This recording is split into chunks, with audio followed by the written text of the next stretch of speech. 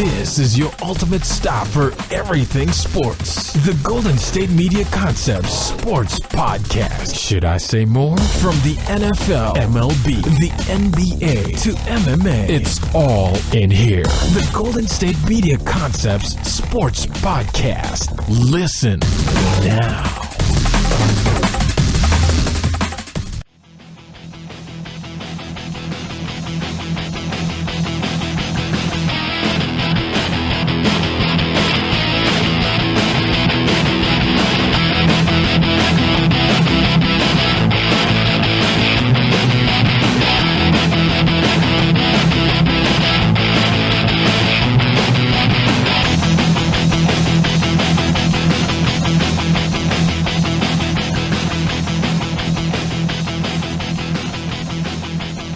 Welcome, everybody, to the GSMC Sports Podcast. I am your host, as always, Jeff Malanoff, and with me is my good buddy, Mark Souza. We got a lot to talk about today in the world of sports.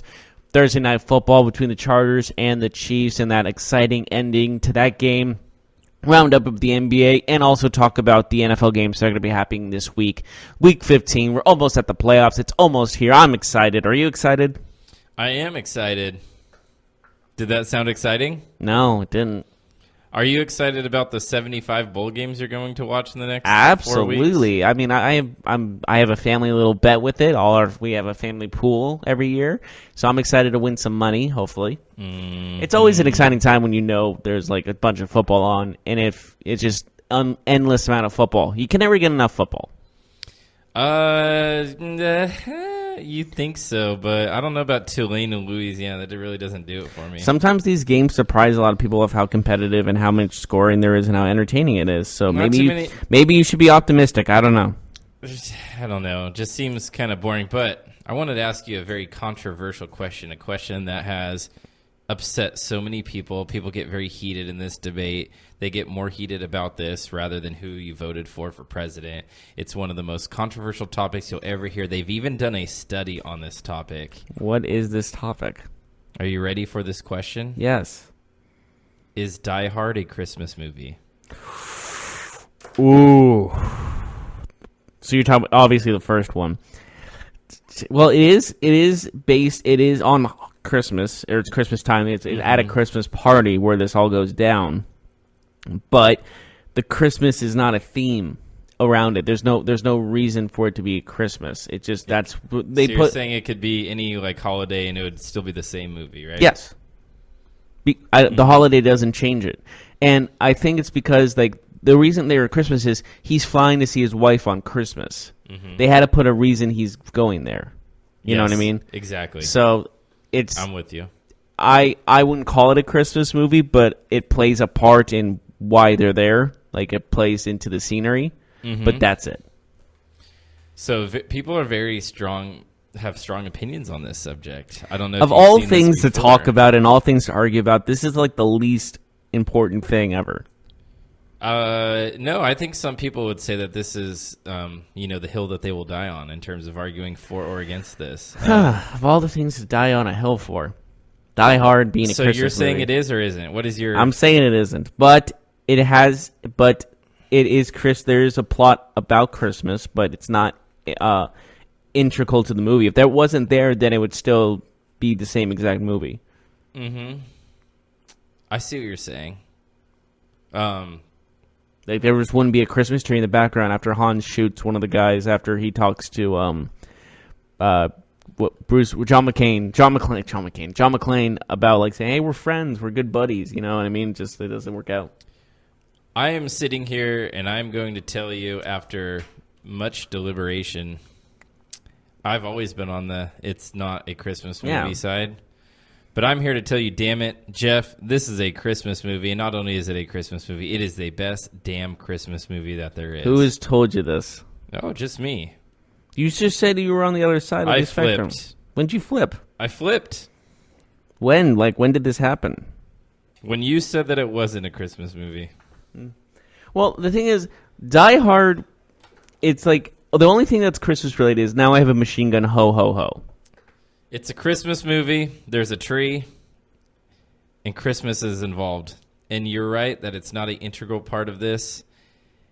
And I wanted to give you another fact to add fuel to your fire, which is it was released in May, which usually signifies it's not a Christmas movie. But Miracle on 34th Street was also released in May, so that takes care of that. Hey, how about this? How about the Chargers and Chiefs on Thursday night? Yeah, I think there was a Christmas theme there. Sure, let's just go right there. I mean, there was explosions of offense. That's true. I don't think there was a guy falling off a building. Some could say that the Chiefs' quest to have a home field advantage throughout the playoffs kind of died hard last night. I see what you could say did that. there. Clever. Like what? So is the Chargers die hard with a vengeance, or anything like that? I don't know. Yeah, that remains to be seen. Yeah, we'll I see guess what happens. we'll but the Chargers, they definitely have staked their. I had a lot of fun watching this game. I don't know about you. It was a good game. It was really good. And I love a coach that just takes a chance. That 2-point conversion, usually 9 times out of 10, or even 9 to 9 times out of 100, you would see the guy kick a field goal, take the extra point, and go into overtime. No, he took the chance to do the 2 points. Did the same exact play he got the touchdown on, too, which is even gutsier. I think there were cameramen closer to Mike Williams on that 2-point conversion than any Chiefs defender. Yeah, well, the play for the touchdown was the exact same play to Mike Williams, and they like that little off. He does that QB rollout and throws right to him. Of course, there's that Chiefs defender was like, "Where's the pass interference?" He was pushing off, but that happens on like every play usually in the red zone. So that was one thing. But then, like, I don't think they expected the same play twice though. That's why he was so open. I think there was just one of the things like they don't expect us to do the same thing again. When in usual standpoints, I think it's one of those things you just got to play man and just cover the guy as best you can. Mike Williams really stepped up when Keenan Allen got injured last night. Did that catch by Keenan Allen, by the way? That was a catch. I hated that it got called back. Even though it wasn't ruled a catch, that was an amazing athletic performance. That might have, if that catch counted, that might have been one of the greatest catches of all time. That would have been up there. That was a phenomenal. Like, there was like 3 other guys around him. Football fan, like I even like had to rewind it, and I had my wife like she doesn't care for football that much. I'm like, look at this, because she does like sports, and she was like, wow, that was actually insane. Because usually I'm like, hey babe, watch this, take a look at this, and she's just like, oh whatever. Then she goes, I'm leaving who you. Who cares? You know, like another 70-yard touchdown run. I've seen this before, but when she saw that catch, she was like. It reminded me of that catch by with Brett Favre at Green Bay on Monday night, the classic Al Michaels. He did what play? Kind of reminded me of that. But it was one of these incidents where it's like, I hate that it wasn't ruled a catch or get called back or whatever happened there. It just was it was like, can we just let this one slide just this once? Because this is one of those plays and catches that we will probably never see again in that circumstance. I mean, because there was 2 to 3 guys around him, and he's Yeah. still like bobbling and making the catch. That's pure concentration. Unfortunately, I did agree that it wasn't a catch, but I mean, It was out of bounds. All things just considered. the ability of him to reel that football in that position was insane. So that was cool. Just a few more inches, and that could have been an amazing play. So the Chargers started off this game really slow. They were down 14 going into the second half. I sort of expect that from any time there's a road team coming in on a Thursday night. I always just expect that team to take some time But to get did you into it. expect the Chiefs to play so well on defense in the first half, though? They played like they were an elite defense. I think that was more the fact that the Chargers weren't on their game rather than the Chiefs on their game. Not that the Chiefs didn't pressure Rivers and force mistakes and things like that, but it just seemed like the Chargers after halftime when they got the engines going a little bit, and then they were in the zone, then they started playing better. Do you agree? Like the Chiefs secondary is one of their main flaws in this team? Oh, big time. When they were picking off Phillip Rivers, I was like, wow, well, this is a potential MVP they're playing against. I know it's Thursday night, they're in Arrowhead, but that's still an impressive thing when playing Phillip Rivers, who's having one of the best seasons of his career. And they couldn't seal the deal. That first interception by Rivers was terrible, though. I mean, he underthrows a wide-open Keenan Allen. Like, if he leads them, it's a touchdown. They go up 7-0. He short arms that deep bomb, and, the DB who is beat is all of a sudden in the right position because it's short. Yeah, it was just he was in the right place. He was in the wrong place at the right time, basically, is how that happened. But, again, like, they had this 14-point lead, and then the secondary became their downfall again. That's basically what happened. The Chargers' defense is the defense we need to talk about, though. They held the Chiefs to under 300 total yards of offense, and that's maybe the best offense in the NFL. the Chargers are maybe the most balanced team that is in the current playoff hunt. So Yeah, they their will be in the defense is playoffs. something They else. have clinched. But when you look across not just the AFC but the NFC, they're a top 10 offense and a top 10 defense. I don't think any other team can really say that. Yes, even though Mahomes went under 300 yards passing, he did still throw for 2 touchdowns. There was 2 rushing touchdowns as well. And it's really confusing on the stat sheet when 2 guys are named Williams. And Damien and Darryl? Yeah, and they're both just D. Williams. So it really throws people off when you look at just the stat line. They're both just D. Williams. It just looks like they did a typo. But regardless, the rushing game obviously wasn't going to be that good without Kareem Hunt. I think we both said that yesterday. But they still got the 2 rushing touchdowns. Granted, they're in the red zone and all that. But the fact of the matter is they still got 4 touchdowns. They were still a high-powered offense. And yet the Chargers, just resilience coming back. I mean, I think that's been the Chargers' MO throughout their entire franchise. They're just resilient. You think they're down, they are back up again. Yeah. And the Chargers defense, I mean, they do give up 28 points. But I thought the fourth quarter, the second part of that game, They got the that's job where they done when really they got needed it. done. Yeah. Yes, exactly. And Mahomes is a cheat code. He's a human cheat code. I mean, You saw the Bleacher Report app that said that. that play on the first drive where looks like he's sacked, then it looks like he's going to get like a 30-yard sack, and then he scrambles around and completes a 4-yard pass for a first down. It's like It's unreal. It's just a deflating play when you're a defense chasing this guy around and you think you have him. And then the first touchdown that they score, they roll out right. You think the play's over. He's going to chuck it into the stands. Some 7-year-old kid is going to get a souvenir. Nope. He finds a receiver crossing over the middle.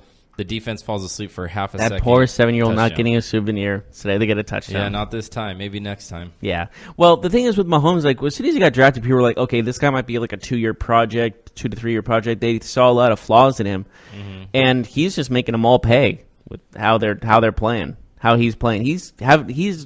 I think he's a shoo-in for MVP. Just when you get to over 40 touchdowns, and this is his first real time as a starter, that just doesn't happen. He's got the numbers to be MVP, but I still wouldn't count out a guy like Drew Brees. And Phillip Rivers has to be in the conversation. He has absolutely, to be in the MVP 100%. conversation. It just has to be. Those if the three, Chargers get the top seed in the AFC, if they finish the year with the best record in the AFC, Phillip Rivers might have a bigger claim for MVP than Patrick Mahomes. Yeah, but I he think, just might. Unfortunately for Phillip, I think it's just based off statistics alone, they're going to be looking at that for MVP, and I think that's why Mahomes will get the edge over those two. I love Breeze. I love how he's playing, but I just think how just the stat line looks. I like Rivers. Not that I don't like Mahomes, but Rivers, he didn't have his best stuff last night, but I just feel like he's such a gamer. There's not very many quarterbacks in the NFL that I want to put the ball in their hands with, I need a score to win this game. I need a late touchdown drive. I mean, you can pick guys like Rodgers. Of course, Brady, he's going to be the one that everybody talks about. You know how Rodgers has been playing recently, I've been kind of hesitant. There's some other guys, but I feel like Phillip Rivers, he gives you a chance. Even when they lose, I just feel like sometimes he'll throw an interception and lose the game. He'll take chances. He's a slinger, but I would like having him than playing against him in a late game situation. Does that make sense? Yeah. I'd rather be on his team than on the other team. Oh, yeah. I know exactly. Even though he's never won a Super Bowl, I get it. I'm not saying he's one of the best ever. I'm just saying, he's reliable. He just is that backyard type of quarterback. I can draw it up here. Let's just go get this W. Oh, that We've been reminds playing me. Crappy. Let's go get this W. The end of the game, there was that questionable helmet-to-helmet call that was not called, and he got extremely upset about it. Well, you're that was clearly helmet-to-helmet, no? Yeah, I would say The guy so. led with his helmet. He was already sliding. He was giving himself up, and they didn't call it. Yet they call a lot of questionable, roughing the passer calls when the guy just gets tackled and his body weighs on him. So, honestly, there's just so many questions about what's a penalty and what's not anymore to me. There is. It's Because if that call happened, that changes a lot. It's More. just I know been they still getting- won the game, but that makes it even more of an advantage for the Chargers. It's just been getting murkier and murkier when it comes to referees, what they're going to call and what they're not going to call, because the rules are set up as is that they're always going to throw a flag more times than not. If there's something questionable, the flag's coming out. So every time you see like a quarterback, for example, take a hit, you're always thinking that flag's coming out. Like even if it's a legitimate defensive play where you really don't think the defender could do much in that situation, if he's not completely jumping out of the way sometimes when a quarterback's like sliding or moving in the pocket, well, the thing is, you almost expect it. Do you remember what happened? I believe it was a Dolphins player that tried to not tackle and put his weight on him, and he tore his ACL. Yeah. I think that's what made maybe the NFL officials think maybe we should be a little more hesitant when it comes to calls like that, just because now guys are actually hurting themselves to avoid that. But again, this game was all around great, very entertaining to watch throughout. 29-28. I mean, you can't get closer than that. You can't get half a point. I think I'm going to take that W when we made our picks yesterday. Yeah, you said that right. Yeah, 31-27. But I would call it a storybook ending. Speaking of stories, I love listening to stuff on the go while I'm driving to work, and Audible is the perfect thing for that. Right now, for a limited time, you can get 3 months of Audible for just $6.95 a month. That's more than half off the regular price.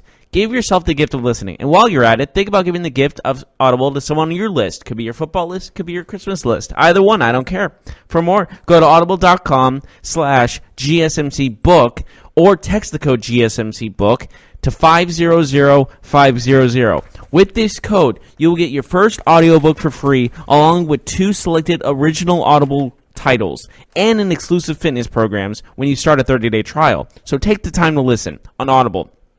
Just visit audible.com/GSMC book or text the code GSMC book to 500-500. Once again, that's GSMC book to 500-500.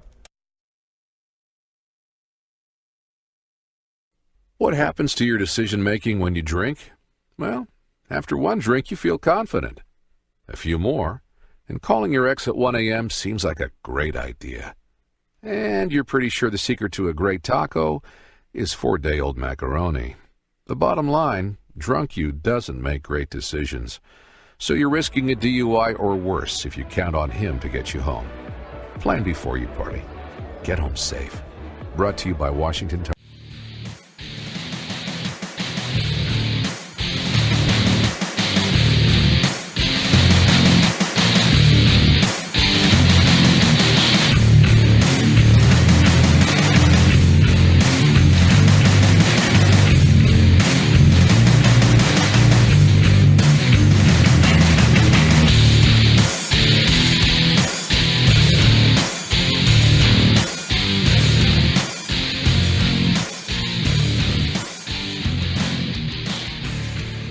Welcome back, all you sports fans, to the GSMC Sports Podcast. We left off with the Thursday Night Football greatness, heartbeat, close call for the Chargers as they won that game 29-28.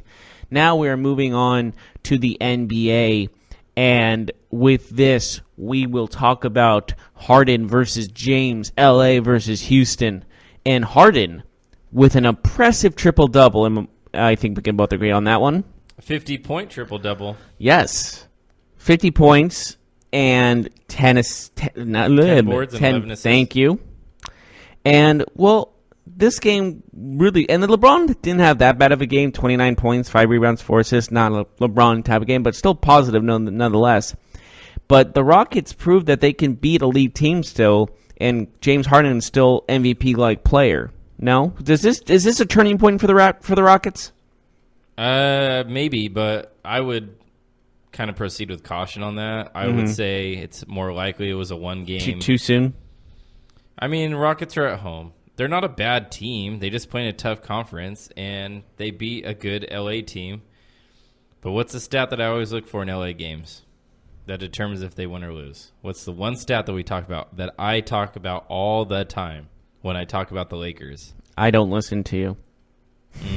You know exactly what it is. It's their 3-point percentage. Yes, it is. And how did they shoot from 3 last night? 31%. They lost.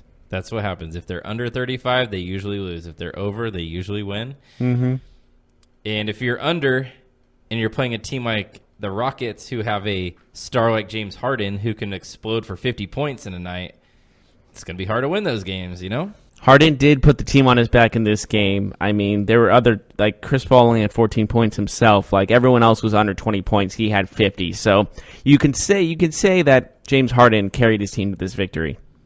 Absolutely. And on the other side, I thought LeBron had a good game. Kuzma also performed pretty well. But again, this team didn't get a whole lot out of Lonzo. And I know he's a pass-first point guard, but 7 points from 0 for 6 from the 3 line. 7 points in 35 minutes as a starter. It's just tough to do. And it's as much as I think the Lakers are a Tell good that team, to Tucker from the Rockets, 6 points in 37 minutes. Yeah, as much as I think the Lakers are a good team, I feel like LeBron could benefit from a point guard who could shoot better because let's be honest, LeBron is the type of player that needs the ball in his hands a lot. And if you have another player on the floor that doesn't really hit open shots or isn't really a scorer, and he also needs the ball in his hands a lot to be successful, I feel like that limits what you can do offensively. Mm-hmm. Yeah. And like we said this in the beginning of the season, though, LeBron had his work cut out for him. The talent around him is not fully developed, I guess you can say, unlike it was in Cleveland and it was in Miami. So it's going to take a lot more work from him, and I think it might take another year or so to get back to the finals. I think the streak of finals appearances might end, though. Don't you think so? I would say that unless they do make the rumored trade for Anthony Davis, like some people are assuming that will happen. A lot of people assume that Anthony Davis will be a Laker in the next 12 to 14 months. But what are you giving up for that? What are you giving up? I would say that if the Pelicans make that trade, they're getting nothing short of Ingram. They'll definitely get Ingram, and then I think they'll get Lonzo Ball, and then I think they'll get 1 or 2 first-round picks, if I had to guess. You think they're willing to give up Lonzo Ball? I think the Lakers won't have a choice. They brought in LeBron to win a championship. Mm-hmm. And Lonzo I Ball, wonder how his dad would feel. Even though they'd want to keep Lonzo and Ingram, they're not in the business of waiting around to see how good this team is in 3 or 4 years. They're in the business of winning a championship in the next 2 years. LeBron James is about to be 34 years old. Let's just be honest. I'm curious how LeVar is going to react to that. I mean, nobody cares. Nobody on the Lakers cares. No, it's just going to be entertaining. That's all. To see his son shipped to New Orleans. Yeah, I'm sure he won't be too happy about it. I think I'll just love the reaction to it is all. Mm-hmm. So the Lakers, they were not happy last night. You know how good James Harden is and Chris Paul are at drawing fouls, frustrating people. Well, the Lakers had multiple possessions last night where they defended with their hands behind their backs. And they did it like to kind of show up the refs a little bit. Yeah. Usually that would lead to like a technical foul or an injection or something like that because refs don't like to be shown up a lot. And if it was what was that referee back like gave Duncan 2 technicals while he was on the bench? What was Crawford? Was that his Joey name? Crawford. Yeah. If he was refereeing this game, he would probably give them techs. Yeah. So going back to that Anthony Davis though to the Lakers, I mean. A lot of people think it'll happen in the summer because the Pelicans will offer Davis a max contract. If he says no, they'll probably look to move him then. And I think that'd be a really good fit for the Lakers. I think if you have a LeBron-Anthony Davis combo, then that's a team that can start talking about competing with the Warriors, in my opinion. Right now, even though the Lakers are at 17-11, their record they need somebody else. They need more weapons than LeBron, you're saying? Even though their record is 17-11 and they look really good and they're right there in terms of best record in the conference, in the league actually, I don't feel like they're even close to Golden State if they were to play a 7-game series at this point. Mm-hmm. I don't even think that they would necessarily beat a team like Denver. Could they? Absolutely. But I do think that the Lakers, if they were to add a star like that, Anthony Davis is he's a star, let's be honest. He's a young NBA star. The other night he had 44 points and 18 rebounds. Mm-hmm. Yeah. There's not many guys in the NBA that can get you 44 points and 18 rebounds in one night. There's not too many. There might be guys that can go, like Harden, can get 50, 10, and 11, but I don't think he'll get. He's a rare breed. We can both agree on that. 18. Like Anthony Davis can do it on both ends. That unibrow got magical powers. Some people would say that that Anthony Davis just has the Pelican logo right on his forehead. That's a little mean, actually. It's just a bird. I know, but honestly, I think he should shave He's it the off. brow. Remember that April Fool's joke when he actually put a picture of him shaving it off and people freaked out? He can't now. He can't shave it off. It's part of his personality, and it's also like basically his logo. It defines him. Yeah, it is who he is. Like it's like Michael Strahan and his gap between his teeth, right? Like Michael Strahan can't get that fixed because it's he could now because he's not. No, absolutely not. Especially not now because he's a media personality. Everybody knows who he is when he smiles. I guess Everybody knows who he is. But the Rockets, you asked me if I think that this is a turning point for the Rockets. It certainly could be. And I think we'll get our answer very quickly. They play the Grizzlies tomorrow night. Mm-hmm. That's at Memphis. I think that's a good barometer game. And then they host the Jazz on Monday night. I think if they can win both of those games, maybe they've turned the corner. If they lose both of them, then it's really not looking good. Maybe if they split 1-1, then we still don't know. You know, that's kind of how I feel about them. Yeah. There was some other action that happened in the NBA last night, including the San Antonio Spurs. I believe that last night they had the best win of their season. They beat the Clippers, and they did not just beat the Clippers. They smacked the Clippers 125-87. There was an assault charge. I'm kidding. Talk to me about that scoreline. What was your first thought when you saw 125-87? I thought this was like a Division I team facing a Division II team. The Clippers scored 30 total points in the second half. They were outscored 59-30 in the second half. So look no further to realize why this was a blowout. 87 points for the Clippers.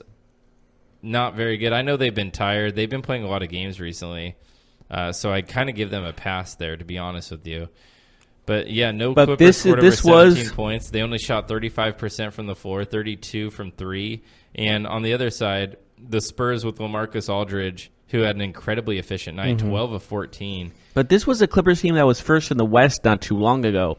And now they look like, well, the Clippers.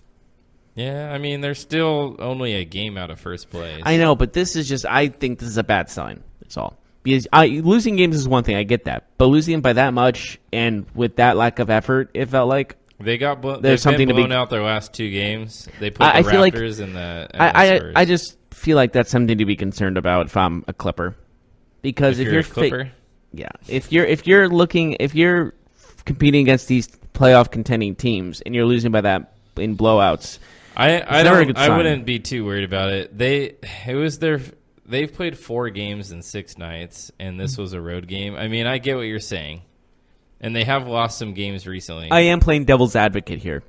They have lost some games recently, but we'll see. They play the Thunder, though. There's really not much time for them to rest as they play at Oklahoma City tomorrow night, and that's another game that's going to be on the slate. So this weekend, there's some really good basketball games for your viewing pleasure. So other people who will not be watching all the bowl games. Yeah, that's what I was about to say. Like myself, I really don't care about Tulane, Louisiana. Well, they don't care about you. With their combined 13 and 12 records. Yay. Anyways, these are I wrote down some of the most notable games this weekend that you might be interested in. Friday, which is tonight, Thunder at Nuggets. What do you think about that? I like it. Nuggets. I like Thunder. I like the sound of Thunder. I like chicken nuggets. I think it's gonna be good. How about the Pacers at the 76ers? Pacers, 76ers. You know, Pacers have been playing extremely well. 76ers are a serious contender for the Eastern Conference. I think it's going to be a very competitive matchup. No question about Jimmy it. Butler could be back in the lineup. If he is, I'm very interested in seeing that game. What about Raptors at the Portland Trailblazers? Now, that game's going to be interesting because I know you were excited about that game. Well, the thing is with the Trailblazers is they were, like we said, first place in the Western Conference at one point. Before they took the tumble, huh? Yeah, and is this the end of the tumble, or is this just the beginning of the tumble? I think this is a do or die game for them right now. Honestly, for an early start to the season, this is a very important game for them. How about a game that's happening in the Western Conference that is kind of a big deal, at least regionally? That usually is not a big deal, and that's the Kings hosting the Warriors. The Kings have been on a nice little roll lately, and right now both these teams would currently be in the playoffs. Do you think this is a barometer test for the upstart Sacramento Kings? I think if the Kings win this game, then I think this team could be a serious dark horse. If they win in the this West. game, wins the parade, right? Well, I wouldn't say that. I would say this team is playing. They're when it comes to the first and second year players, they lead the league how many minutes they If play. they win tonight, will there be a parade in Well, let me Sacramento finish. Can you just this let me weekend? finish? Let me finish. Go ahead. When it comes to first and second year players, the Kings lead the league in how many minutes they play. So these are young guys that are playing extremely well and are being the front horse when it comes to winning these games. De'Aaron Fox, Marvin Bagley, Willie Cauley-Stein, all these guys. I know Willie Cauley-Stein is more than a 2-year guy, but still he's a key factor. But he healed. But he healed, yes.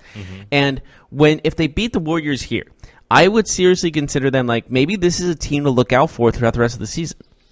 We talked about it yesterday, how Kevin Durant went on the Bill Simmons podcast and just gushed about how much he liked what the Kings are doing, Coach Dave Yeager and De'Aaron Fox.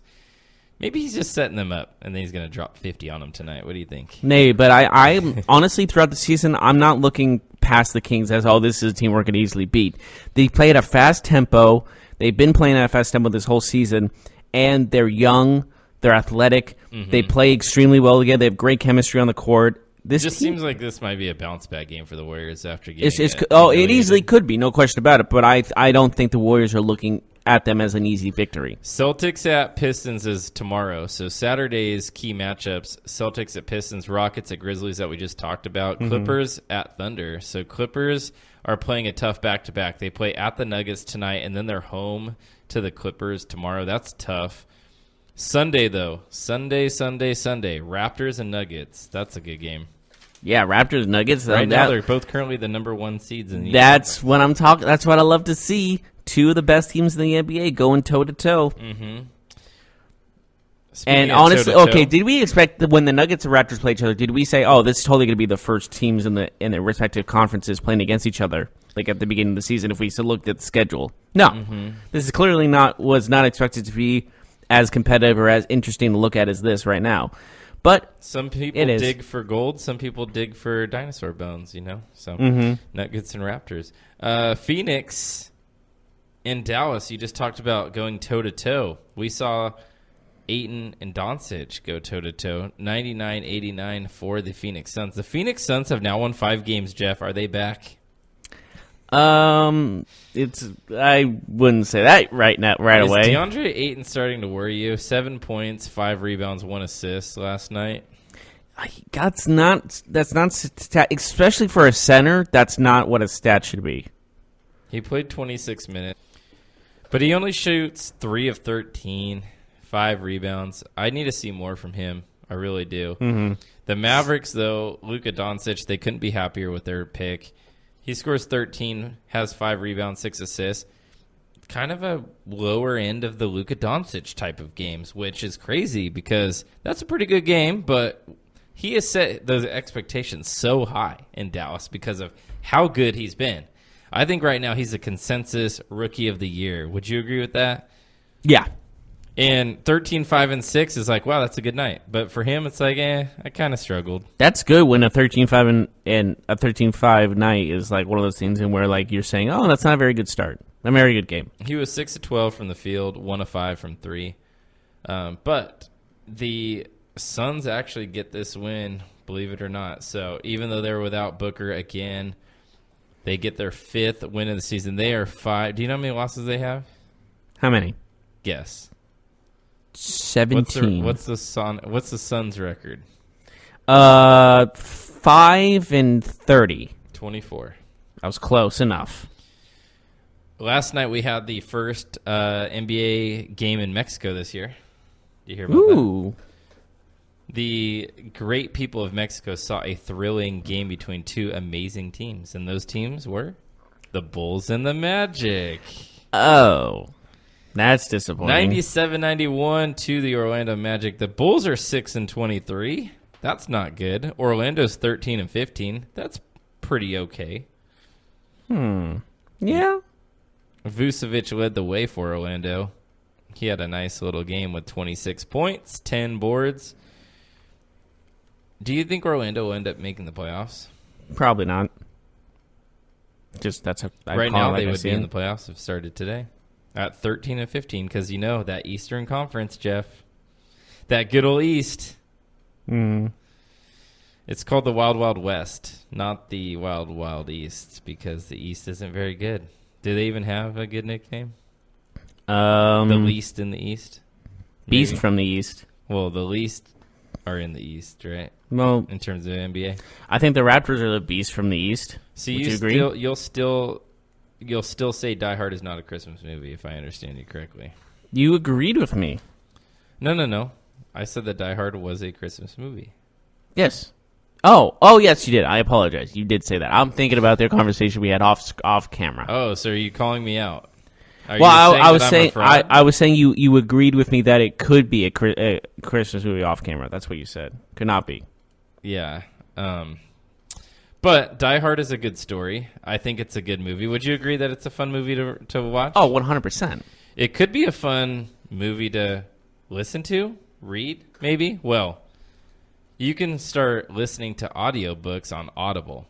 Get your first audiobook free along with 2 selected Audible original titles and exclusive fitness programs when you start a 30-day trial.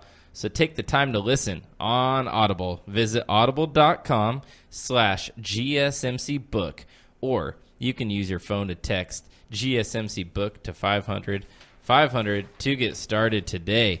Right now, for a limited time, you can get 3 months of Audible for just $6.95 a month. That's more than half off the regular price. Go to audible.com/GSMC book or text GSMC book to 500.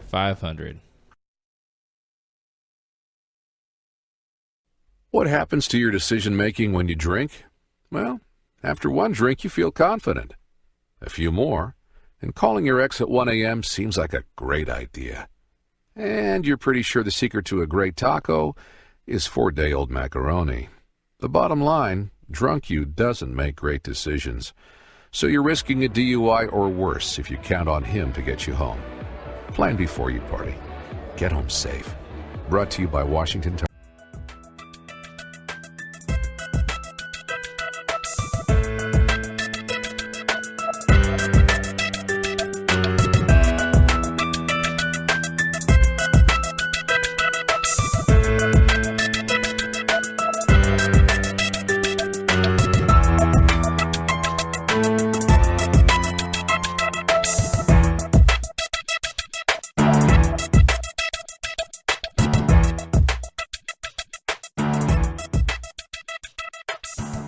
Welcome back, everyone, to the GSMC Sports Podcast. We finished talking about the NBA roundup. We just talked about Thursday Night Football in the first segment. Now it's time for the rest of the NFL. Yippee-ki-yay. Week 15. Please don't finish that. Week 15 matchups. These are actually going to... A lot of these could lead to very important circumstances when it comes to playoff position. Playoffs? But tomorrow, maybe not. Who knows? But we have games tomorrow night. Well, tomorrow Saturday, afternoon and NFL tomorrow night. football, huh? Doesn't ring off the How tongue. could they It's Sunday. possibly compete with all those exciting college football bowl games? Well, I'll tell you, Texans and Jets. Not really, actually. 9-4 Texans versus the 4-9 Jets. Obviously, the Texans have been kind of on a roll. I know they lost their last game, but they were on a 9-game winning streak before then. And Sean Watson's having a great season with 22 touchdowns and 9 interceptions. Hopkins with over 1,100 yards receiving and 9 touchdowns himself. Do you see the Jets making an upset on this, or do you see the Texans just taking this no questions asked? I don't think the Jets have a chance. It's winning time for Houston. It's playoff time. It's a chance to get one step closer in not only winning their division, but securing a home playoff game and a playoff bye. So if they can go ahead and win this game, it puts them in a great spot to be the number 2 seed in the AFC. They're still right there. They could make it as a 2. I mean, they're definitely a playoff team for sure, but now it's all about positioning, and I don't see the Jets able to keep up the pace with the Texans here. Yeah, the Texans are on a whole nother level than the Jets, so I agree with you on that. I don't see the Jets competing with them. That's just my honest opinion. Do you see any breakout performances from any certain players in this game? I would look for probably Deshaun Watson to hit Hopkins a couple times. I'd see a couple touchdowns in his near future there. I'll say Hopkins hits over 100 yards receiving. I'll go on that limb. Mm-hmm. Yeah, Yeah. I think Sam Darnold will have a tough day at the office for the Jets, to be honest. But yes, and moving on, there's another game on tomorrow, the night game, Browns-Broncos. I think this is a default elimination game. Yes, Browns technically still have a chance to make the playoffs, but they need to win out, so they need to go past the Broncos. Do you see the Browns actually winning this game, or do you see this going to the Broncos? You know, it's easy to get caught up that the Browns will win because they've been playing better football than the Broncos. With the Broncos losing Emmanuel Sanders, that offense became a lot less dynamic. They also traded Demaryius Thomas. So they're very young on offense. With that being said, they are at home. I could see them winning this game. I think it's going to be a very close game. I would say a 3-point game, but if I had to guess, I'm going to go with Denver as the home team. Okay. Well, I'm actually going to go the opposite. I'll take the Browns on this one. They need to win this game. I think the Broncos' chances of making the playoffs are a lot more slimmer, and I think it's just I don't see a chance for them making it. But I do see an opportunity for the Browns to squeeze in there by the skin of their teeth. So I'm going to go with and how Baker Mayfield's been playing at a consistently positive rate. I'm going to go the Browns on this one. Mm-hmm. And with Nick Chubb playing well, too, I mean, this team looks pretty good to me. Mm-hmm. Yeah. Right. So what's the next? That's it for Saturday. That's it for all the Saturday games, Sunday, yeah. What do we have on the slate? We got an interesting matchup between the Buccaneers and the Ravens. I say this interesting because Ravens are fighting for a playoff position, and they need this win. Yeah, I don't see this game being close. What I see is Jameis Winston having a really bad game. Against one of the best defenses in the league. Yeah, that Ravens offense with Lamar Jackson, they should be able to control the ball. I think they'll win comfortably. Okay, yep, I agree with you on the defensive side. Like the Ravens are superior to the Buccaneers, and Jameis Winston has had games where he, let's say, wets the bed. Mm-hmm. So this might be one of those games. Anything else you want to talk about this game? Nope. All right, we'll move on to possibly a playoff Super Bowl matchup. Honestly, this could happen. Colts and Cowboys. I know that's unbelievably unlikely. Don't get me wrong, but hey, it's going to happen. Very unlikely. It's still possible. I know a lot of people are riding the Cowboys wave right now, and understandably so. The defense is playing very well. The offense with Amari Cooper is looking very dynamic. We all know about Ezekiel Elliott, but I'm not so sure that they win this game. I think the Colts at home. The Colts have been one of the better teams over the last 7-8 weeks of the season. I think they're going to get this win, to be honest. I just like Andrew Luck at home in this game. The Colts' offensive line, too, has been phenomenal this year. I know that sounds weird to say, but if they can keep Andrew Luck upright, I think they win this game. Mm-hmm. Yeah, I agree with you. Like this, Andrew Luck has been having a pretty positive season so far. The record doesn't give him justice how well he's been playing. But yeah, honestly, the Colts and Cowboys, it's going to be a close matchup, but I don't know. The Cowboys are on this. You said everyone's riding this wave they're on. I'm on that wave, so I'm going to get the Cowboys on this one. Moving on, we got the Miracle Dolphins against the former Minnesota Miracle Vikings. Yes. The last two Miracles in the NFL, these two teams were on the right end of it. Mm-hmm. So, do you get the Miracle to the Kirk Cousins of the Vikings, or do you give it to the Ryan Tannehill of the Dolphins? I think the Vikings at home, they really need this game. And I know that the Dolphins have a 7-6 record, but when we look at it, their last two wins have been incredibly fortunate. They're not a bad team by any means, but the Vikings defense, I think, will do enough to get them this win, even though their struggling offense is trying to turn the corner. Maybe the firing of their offensive coordinator, John DeFilippo, will mean something positive. I am not sure. But what I do know is that there is talent on both sides of the ball. They are at home, and they really need to get back up to their winning ways. So I got the Vikings in this one. Okay. Yes, and the Vikings have had what you can easily say a disappointing season. No question about it. And they need this win to keep their honestly slim playoff hopes alive. But honestly, I have the Dolphins been playing in that miracle against Patriots. I'm going to say they're going to ride this momentum and upset the Vikings on this one. Mm-hmm. That's how I see it. I just think that they're going to ride this momentum. Interesting. Yes, and a game that is actually has a lot riding on it. Patriots and Steelers. Mm-hmm.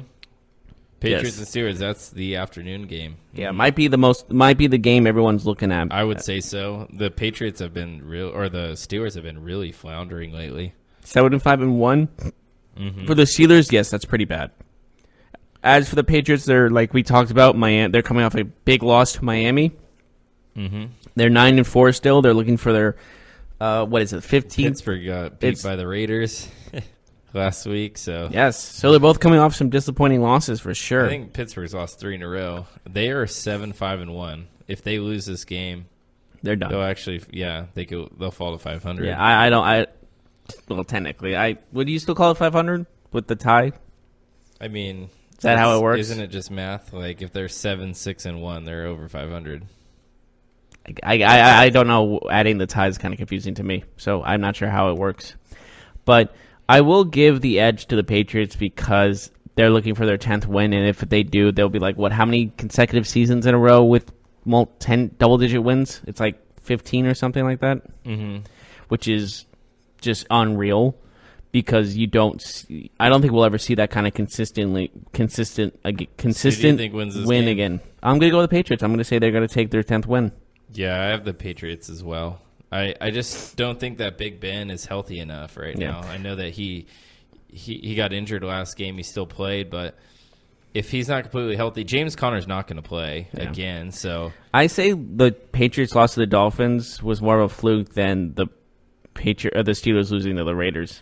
Oh, yeah. I mean, they lost on a 75-yard touchdown in the game. For sure Yeah. it was a fluke. Mm-hmm. Yeah. So, yeah, the Patriots seem to have the upper hand in this one, in my opinion. And for Sunday, then we got we got some more Sunday morning games. Redskins and Jaguars. Yeah, a game that nobody's going to watch. Yeah, do we really want to talk about this? Sure. No, I don't know. Yeah, I mean, your boy Josh Johnson's quarterbacking Yeah, the Redskins. just go Redskins. Go Josh Johnson, throwing for 6,000 yards and Jacksonville 60 win this touchdowns. game. I don't have any faith that the Redskins will score over 10 points. Yeah. All right, moving on. Titans and Giants. Some playoff hope for the Titans are still at stake. They're 7-6 against. Absolutely, they're right in the thick of it. Yeah. Do you have the Titans winning this one over the Giants? I mean, the Giants do have 5 wins. The Giants have been playing better football. I think that's something that's been kind of under. Honestly, lately. they're playing to a point where they're costing them a high draft pick. The only problem is Odell Beckham Jr. I think he's injured. I don't know if he's going to play. He's going to see a specialist for his injured groin. If he plays, I think they could win. But if he doesn't play, you know what? Actually, I think the Giants are going to win this game. Even if he doesn't You play. go Giants? Okay. Yeah, I don't think the Titans are all that good, to be honest with you. I know that they Well, they beat that's the kind of how they Jaguars. were last year. But I'm going to give the edge to the Titans on this one. I think they're going to be more motivated to win this one than the Giants are. I think it's just based off motivation and preparation. I think the Titans are going to be more motivated. Mm-hmm. Yeah, I don't expect Derrick Henry to do what he did last week, or even close. He probably has like 30 yards rushing. Watch. Probably. I wouldn't be surprised in that matter. Speaking of other games that really have no consequences, Raiders and Bengals. Raiders and Bengals. Yeah, that's exciting. Yeah, do we have to talk about it? Sure. This is boring. Who will win? Give me Raiders just because they're on a momentum high, and I don't know, they just... Cincinnati at home, they'll win this game. Mm-hmm. It'll be ugly. We'll see. This game is not game of the week by any means. So, But there are a couple other games coming up this weekend that are exciting. Let's talk well, about yeah. those. Well, I was going to lead up to them. You didn't let me finish. We got a game that has two of the historic rivals, Packers and Bears, with the Bears' playoff positioning being crucial with this game. Yep. Aaron Rodgers will try and beat the Bears for the second time. Remember what he did in week 1 on that epic comeback after halftime? I don't know if this will happen. The Bears seem to be a more mature team than they That was were week then. 1. They've moved on since then. Different team. Yeah, I like the Bears in this one. Yeah, Bears too. I don't think we need to go into any more further detail of why the Bears are superior to the Packers on this one, which is odd to say. We haven't really said that in a long time. Bears are superior to the Packers. Yep. Yeah. And another game that we gotta go through one like do a it Band-Aid. Lions Bills. Bills. Yeah. Then we have our Sunday night game, Eagles-Rams. This actually is pretty entertaining, in my opinion. We got the Super Bowl defending champions who will not be defending their Super Bowl. I think the Rams will win a blowout. Yeah, this is a statement game for the Rams. Foles is quarterback for the Eagles, so maybe they'll run the table again like they did last year. They go 9-7, make the playoffs, get to the Super Bowl, and defeat the Chiefs. Wear the dog masks. Sure. All right. Those were creepy. What other game we got? Do we have other games? Did I miss one? I'm sorry. I missed a couple, yeah. There's two more. Yes, we got Cardinals and Falcons. Ooh, a game between two birds. 3-10 versus 4-9. Give me Falcons. Yeah, Falcons are at home. Man, both these teams have been disappointing, but Falcons have been definitely one of the more disappointing teams in the NFL. I like the Falcons, too. They're at home. Mm-hmm. And lastly, this game is kind of interesting. 49ers and Seahawks, because Richard Sherman has been talking a lot of not good things about the Seahawks. Oh, yeah. The war of words continues with Richard Sherman and his old team. Should be interesting, at least just to see what happens in this game. Yeah, I do think Seattle will win. Seattle will win, too. They're just the 49ers are playing with backups. That's all they're playing with. And Seattle's playing for a playoff spot. So 1-1 equals 2. Seahawks will take this one. I think that's all the games on Sunday. Well, yes, we'll talk about our Monday night game on Monday between the Saints and the Panthers, which might be entertaining to watch. Who knows? But, those are all the games for Week 15. We're going to take a short break, and when we get back to you, we will talk about any other news and quirks and tips and tricks about about sports in the next segment. We'll be right back right after this.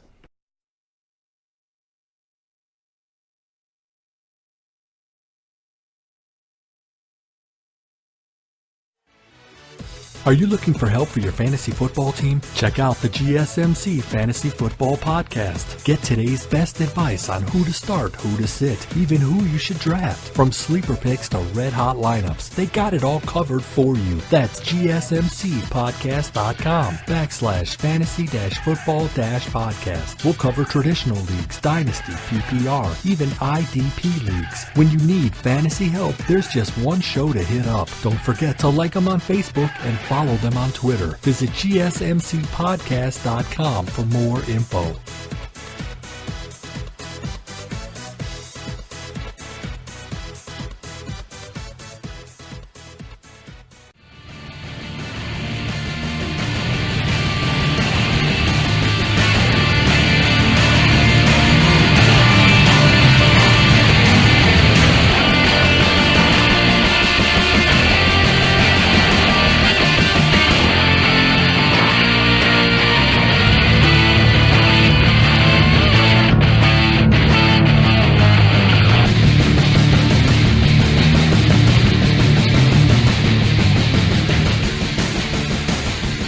Welcome back to the GSMC Sports Podcast. We finished talking about Week 15 of the NFL season. Now we're moving on to other news about the sports world in the final segment.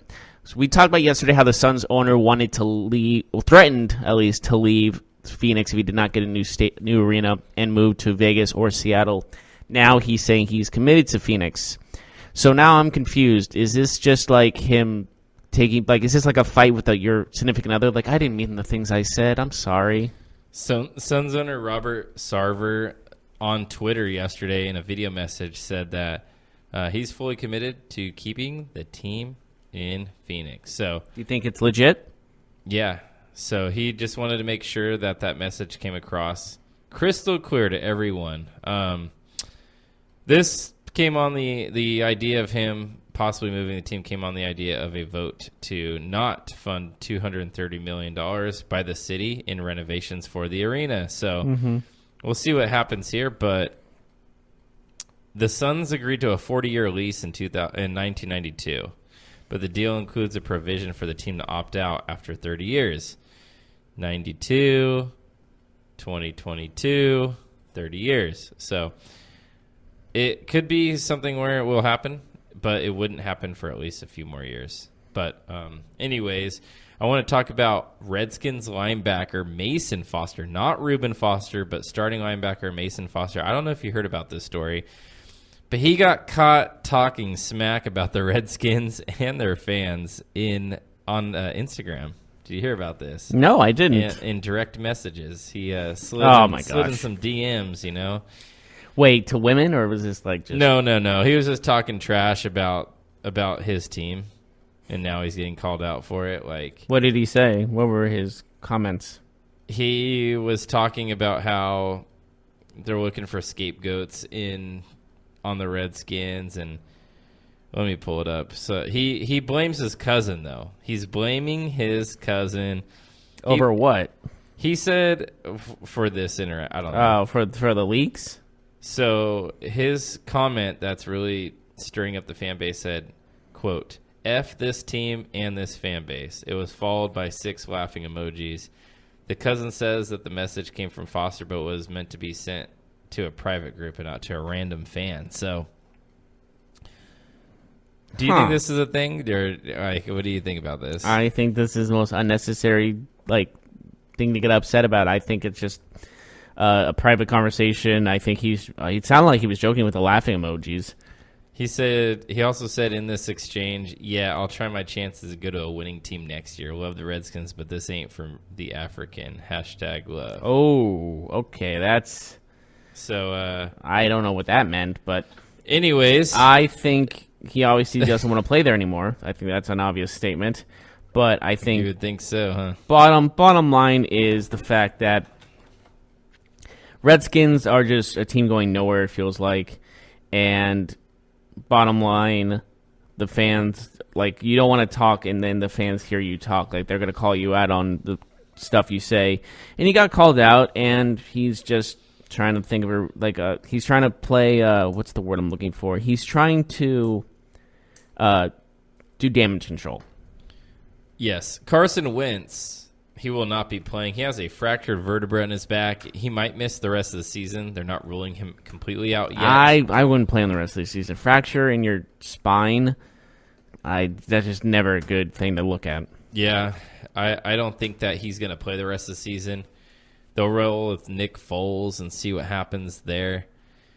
And the last thing I wanted to say is, are you really going to watch 4 games tomorrow for college football bowl games, and those 4 of those very mediocre college bowl games? You know what? Sometimes they surprise you with very entertaining games. Are you really going to do that and pass up some better NBA action? Why can't I watch them all? Why can't I go back and forth? Are you going to go back and forth? Yeah. How many games do you watch at one time?